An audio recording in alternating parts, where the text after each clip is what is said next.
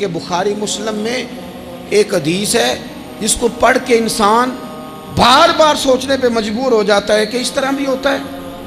حضرت انس بن مالک رضی اللہ تعالیٰ عنہ ارشاد فرماتے ہیں ہم سب حضور کی بارگاہ میں بیٹھے تھے، بخاری مسلم ہے، نبی پاک علیہ السلام تشریف فرما تھے، حضور کی عادت مبارکہ تھی جہاں موقع آیا حضور بیٹھ گئے، حضور زمین پہ جلوہ فراز تھے، صحابہ کرام نے سوال پوچھنے شروع کیے،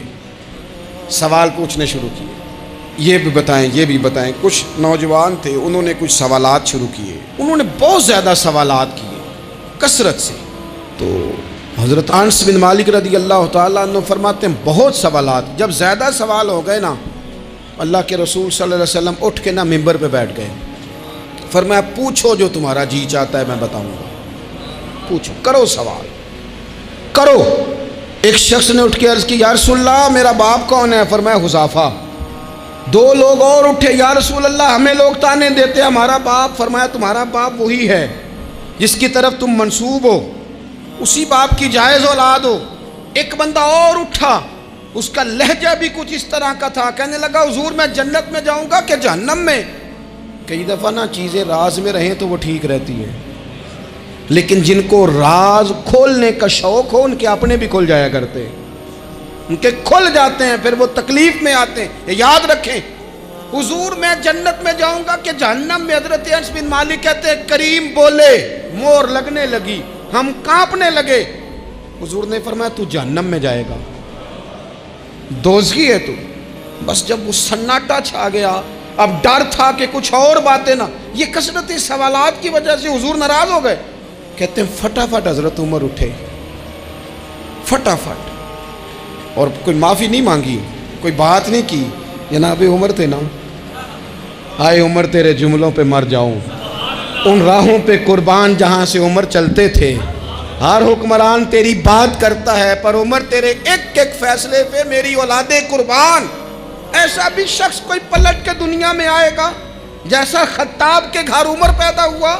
حضرت فاروق اعظم اٹھے، یوں ہاتھ باندھے، رو پڑے، کہنے لگے نہ حضور نہ، رضیت باللہ ربا وبالاسلام دینا وبسیدنا ومولانا محمدا نبیا ورسولا۔ حضور ہم بڑے راضی ہیں کہ اللہ ہمارا رب ہے، سونیا بڑے راضی ہیں کہ دین ہمارا اسلام ہے، یا رسول اللہ ہم بڑے راضی ہیں کہ اللہ نے آپ کو ہمارا نبی بنا کے بھیجا ہے۔ حضور بڑے، یوں ہاتھ باندھے، نہ ساڈا بولے آ چولے آ معاف کری، غلطی ہو گئی حضور جوانوں سے، نہیں ایسا حضور، نہ اس سے زیادہ کوئی پردہ نہ کھول جائے کہ رضیت باللہ ربا وبالاسلام دینا وبسیدنا ومولانا محمدا نبیا ورسولا۔ وہ ضرورت کے لیے سوال ضرور پوچھا جائے، حضور پسند کرتے تھے، لیکن بحث میں الجھ جانا، ہر وقت دین کو تختہ مشق بنا لینا، ہر وقت میرا دل تڑپتا ہے، کبھی کبھی سوچتا ہوں یہ میرے نبی پاک کا دین ہے، کیا یہ صرف دنیا میں بحث کے لیے آیا ہے؟ جس کو 4 لفظ آئے اس نے میرے حضور کے دین کو ذریعہ بحث بنا لیا، صبح بھی بحثیں، شام بھی بحثیں۔ کریم محبوب علیہ السلام نے جو طائف میں روڑے کھائے تھے وہ اس لیے کہ امت بیٹھ کے بحثیں کرے، اس لیے امام علی مقام نے سارا گھرانہ کربلا میں دے دیا کہ تم بحثیں کرو۔ عمل کب کریں گے؟ کرو بحث، صبح بھی کرو، ہر بندہ کرے، مولوی بھی کرے، مفتی بھی کرے، مناظر بھی کرے، اور چلو علماء تو کبھی اعلاء کلمت الحق کے لیے کوئی گفتگو کر بھی لیں، ہر چوک چراہے میں بحث، ہر جگہ مناظرہ، خدا را بلا ضرورت تو چھوڑ دیں، بلا وجہ تو چھوڑ دیں، کبھی تو مان کر چلنے کا مزاج بنا لیں، کبھی تو قبول کر لیں۔ یا رسول اللہ رضیت باللہ ربا وبالاسلام دینا وبسیدنا ومولانا محمد نبیا ورسولا۔ حضور بڑے راضی ہیں کہ اللہ ہمارا رب ہے، اسلام ہمارا دین ہے، آپ ہمارے نبی ہیں، حضور ہم بڑے ہی راضی ہیں، ہم پر کرم نوازی ہو جائے۔ تو حضور نے فرمایا عمر بیٹھ جا، اللہ تیرے اوپر رحم فرمائے، عمر بیٹھ جانا، رب تیرے اوپر رحم فرمائے۔ قرآن مجید فرقان حمید آپ دیکھیے تو سورہ بقرہ میں سے جو آیہ کریمہ میں نے آج تلاوت کی ہے خطبے میں، اس میں اللہ تعالیٰ نے فرمایا ام تریدون ان تسألوا رسولکم کما سئل موسیٰ من قبل، کیا تم میرے نبی پاک علیہ السلام سے بھی اسی طرح ہی سوال کرنا چاہتے ہو جس طرح حضرت موسیٰ کی قوم نے ان سے کیے تھے؟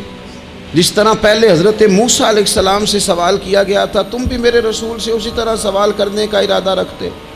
کبھی بنی اسرائیل والوں نے کہا کہ ہمیں پتھر سے پانی نکال کے دیا جائے، کبھی کہا کہ ہمیں کھانا من و سلوہ دیا جائے، کبھی کہا کہ ہم اس وقت مانیں گے جب رب کو اعلانیہ دیکھ لیں گے۔ کیا تم میرے رسول سے بھی اسی طرح ہی سوال جواب کرنا چاہتے ہو؟ ضرورت کے لیے سوال ضرور کریں، یہ پہلا ہی سپارہ ہے۔ حضرت موسیٰ علیہ السلام کا زمانہ مبارکہ ہے۔ ایک شخص نے اپنے کزن کو، اپنے چچا کے بیٹے کو، چچا زاد کو قتل کر دیا اور خود ہی اس کا مدعی بن کے حضرت موسیٰ کے پاس آیا کہ بتائیے جناب میرے اس بھائی کو کس نے قتل کیا ہے؟ حضرت موسیٰ نے ایک سادی سی بات کی، کیا فرمایا؟ وَإِذْ قَالَ مُوسَىٰ لِقَوْمِهِ إِنَّ اللَّهَ يَأْمُرُكُمْ أَن تَذْبَحُوا بَقَرَةً۔ حضرت موسیٰ علیہ السلام نے اپنی قوم سے کہا کہ اللہ تمہیں حکم دیتا ہے کہ ایک گائے ذبح کرو، گائے کا کچھ حصہ مقتول کو مارو، وہ خود اٹھ کے بتا دے گا مجھے کس نے قتل کیا ہے۔ یہ پہلا سپارہ ہے قرآن مجید کا، آپ اس کو دیکھ لیں، یہ آیت نمبر 67 سے شروع ہو رہا ہے۔ تو اب وہ چونکہ ذبح کرنا نہیں چاہ رہا تھا، اس کو پتا تھا کہ مجرم تو میں خود ہوں، وہ ذبح چونکہ کرنا نہیں چاہ رہا تھا، اس سے کہا کہ مارو ایک حصہ گائے کا، اس کو تو یہ اٹھ کے بتا دے گا۔ تو اس نے جواب کیا دیا؟ قالوا اتتخذون ہزوا، کہنے لگا آپ میرے ساتھ مذاق کرتے ہیں، کبھی ایسا بھی ہوا ہے؟ قال اعوذ باللہ ان اکون من الجاہلین، حضرت موسیٰ علیہ السلام فرمانے لگے میں اللہ کی پناہ مانگتا ہوں میں جاہلوں میں سے ہو جاؤں۔ ہر وقت مذاق کرتے رہنا یہ تو جاہلوں کا طریقہ ہے۔ کن کا ہے؟ حضرت موسیٰ نے کہا ہے، قرآن پاک ہے، ہر وقت مذاق کرتے رہنا۔ خوش طبعی اور چیز ہے، مسکراتے رہنا، لیکن کسی کا مذاق ہر وقت اڑاتے رہنا کن کا طریقہ ہے؟ جاہلوں کا۔ جب کہا نہیں ذبح کرنی ہے تو اب ذرا دیکھیے، کرنا نہیں نہ چاہ رہے، قالوا ادع لنا ربک یبین لنا ما ہی، کہنے لگے اے موسیٰ پھر آپ نہ رب سے دعا کریں کہ وہ ذرا کھول کے بتائے وہ گائیں کس طرح کی ہو۔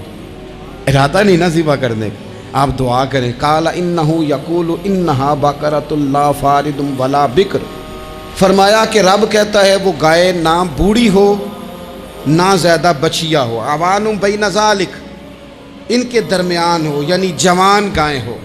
فافعلوا ما تؤمرون، کرو جس کا تمہیں حکم دیا جا رہا ہے۔ قالوا ادع لنا ربک یبین لنا ما لونھا، لو اگلی بات سن لو، کہنے لگے آپ دعا کریں رب سے کہ وہ کھول کے بتائے اس کا رنگ کس طرح کا ہو، رنگ بتائیں کس طرح کا ہو۔ قال انہ یقول انہا بقرۃ صفراء، فرمایا رب فرماتا ہے کہ صفراء رنگ کی ہو، یعنی گہرے زرد رنگ کی ہو۔ کہ رب فرماتا ہے اس طرح کی گائے ذبح کرو۔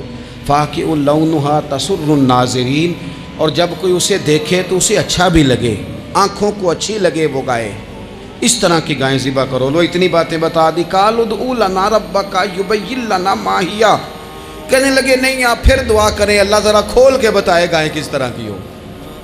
ان البقرہ تشابہ علینا، ہمیں ذرا گائیں پر شبہ پڑ گیا ہے کس طرح کی ذبح کرنی چاہیے۔ وَإِنَّا انشاءاللہ لمہتدون، اگر اللہ نے چاہا تو ضرور ہم ہدایت پا جائیں گے۔ پھر اللہ تعالیٰ نے فرمایا کہ قال انہ یقول انہا بقرۃ لا ذلول تثیر الارض، گائیں اس طرح کی ہو کہ وہ کبھی کھیتی میں نہ چلائی گئی ہو، یعنی اس کو کبھی کام نہ اس سے لیا گیا ہو۔ بیل کو لوگ لگاتے تھے نا، جو کام آج ٹریکٹر سے لیا جاتا ہے وہ گائے بیل سے لیا جاتا تھا، تو وہ کھیتی باڑی کے کام نہ اس کو لگایا گیا ہو۔ ولا تسقی الحرث، اور نہ اس سے پانی نکالا گیا ہو، نہ کھیت چلانے ہل چلانے میں لگائی گئی ہو، اور وہ جو کنواں ہوتا تھا جس کے گرد گائیں گھومتی تھی، تو کہا وہ بھی کام اس نے نہ کیا ہو گائے نے۔ مسلمۃ لا شیۃ فیہا، وہ ہر عیب سے پاک ہونی چاہیے۔ قالوا الآن جئت بالحق، اب کہنے لگے اب آپ صحیح بات لے کے آئیں، اب سوال ختم ہو گئے نا۔ کہنے لگے اب آپ بات فذبحوہا، انہوں نے ذبح کر دی۔ وما کادوا یفعلون، پر ایسا کرتے نظر آتے، لگتا نہیں تھا کریں گے ذبح پر ذبح۔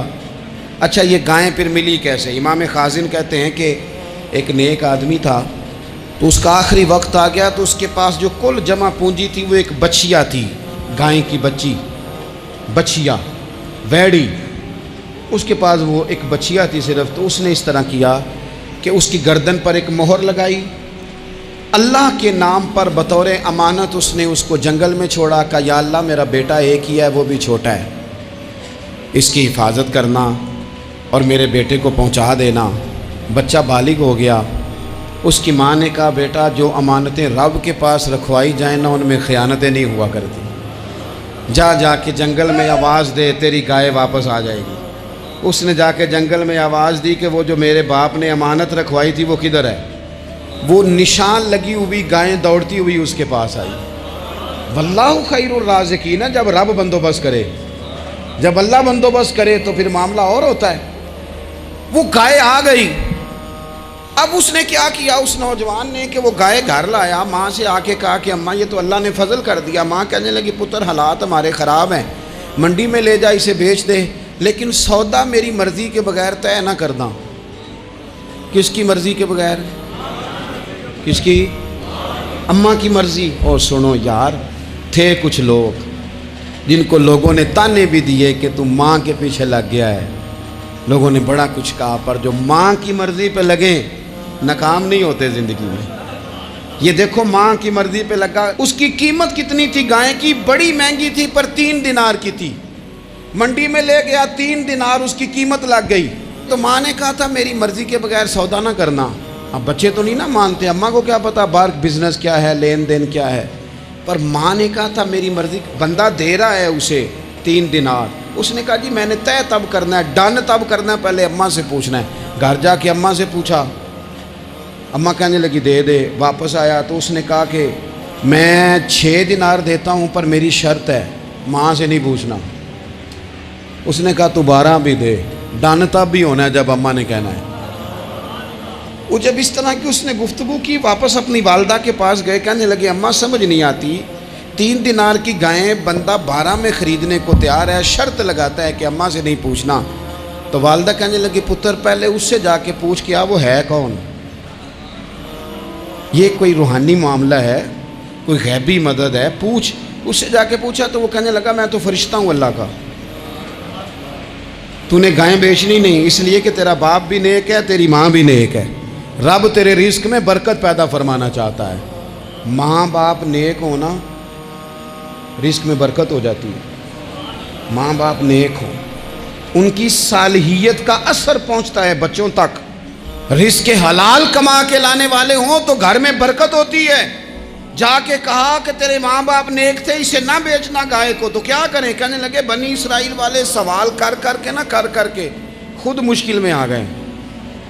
اب وہ ایسی گائے جو جوان بھی ہو، یہاں تو ہر غریب آدمی اپنی گائیں یہاں لگا دیتا ہے، کھیتی باڑی میں یہاں لگا دیتا ہے، کنویں میں پانی نکالنے میں تو یہاں تو ہر ایک کی گائیں. تو ایسی گائیں جس کا رنگ بھی اتنا پیارا ہو، زیادہ بوڑھی زیادہ بچی بھی نہ ہو، اور ابھی تک کھیت میں بھی نہ لگی ہو، وہ سوائے تیرے کہیں نہیں ہے. اس نے کہا چل پھر مہربانی کر بتا میں کتنے کو دوں گائیں، اگر وہ آ جائیں تو کتنے کو بیچنی ہے.